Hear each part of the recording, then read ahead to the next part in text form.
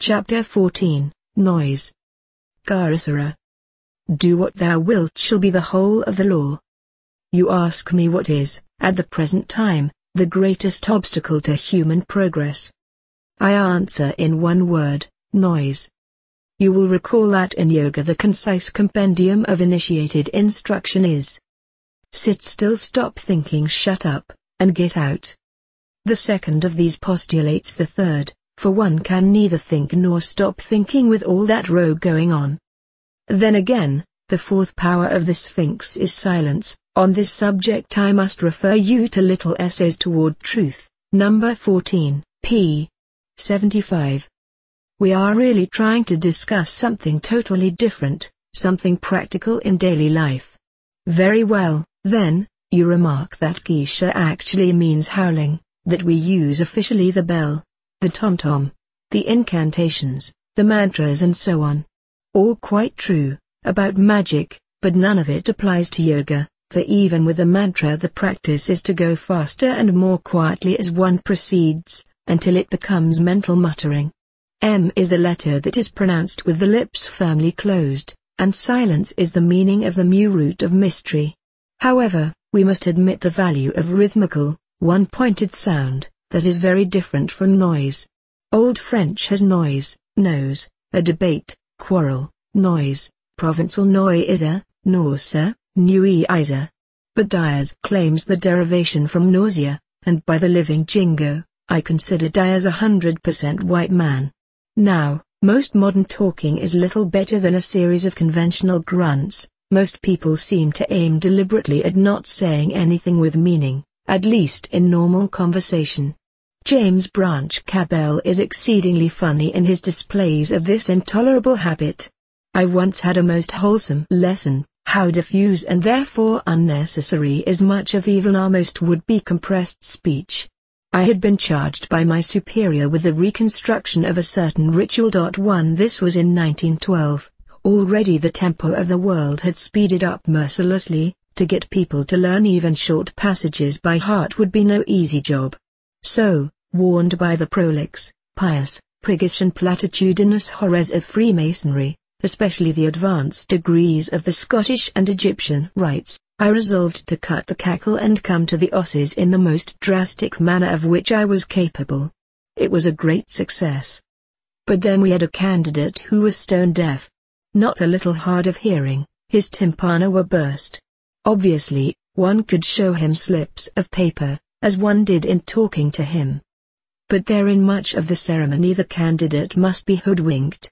Nothing for it but to communicate by the deaf and dumb alphabet on his fingers. This I did, and found that I could cut out on the spur of the moment at least 40% of the irreducible minimum without doing any damage at all to the effect of the ritual. That landed him. Of course, there is such a thing as the art of conversation. I have been lucky enough to know 3, perhaps 4, of the world's best talkers, but that is not to the point. As well object to imposto because it wastes paint. What I am out to complain of is what I seriously believe to be an organized conspiracy of the Black Lodges to prevent people from thinking. Naked and unashamed. In some countries there has already been compulsory listening in to government programs, and who knows how long it will be before we are all subjected by law to the bleatings, bellowings, belchings of the boring balderdash of the B.B.C. hissies. They boast of the freedom of religious thought, yet only the narrowest sectarian propaganda is allowed to approach the microphone. I quite expect censorship of books, that of the newspapers, however vehemently denied, is actually effective, and even of private letters. This will mean an enormous increase in parasitic functionaries who can be trusted to vote for the rascals that invented their sinecures. That was, in fact, the poison ivy that strangled the French poplar. But these soul-suffocating scoundrels know well their danger. There are still a few people about who have learned to think, and they are palsied with terror lest, as might happen at any moment, these people realized the peril, organized, and made a clean sweep of the whole brood of Scolex. So nobody must be allowed to think at all. Down with the public schools. Children must be drilled mentally by quarter-educated herdsmen, whose wages would stop at the first sign of disagreement with the bosses. For the rest, deafen the whole world with senseless clamor. Mechanize everything. Give nobody a chance to think. Standardize amusement. The louder and more cacophonous, the better. Brief intervals between one din and the next can be filled with appeals, repeated till hypnotic power gives them the force of orders, to buy this or that product of the businessmen who are the real power in a state.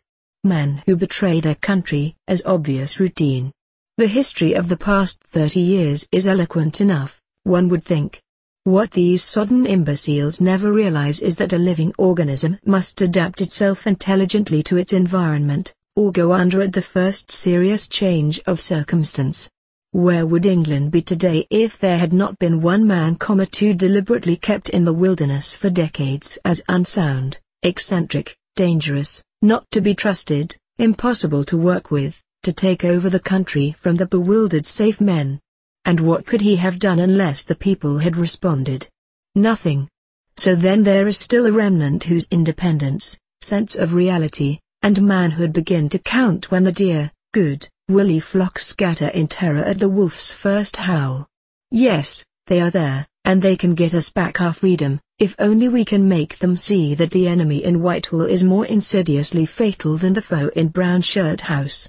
On this note of hope I will back to my silence. Love is the law, love under will.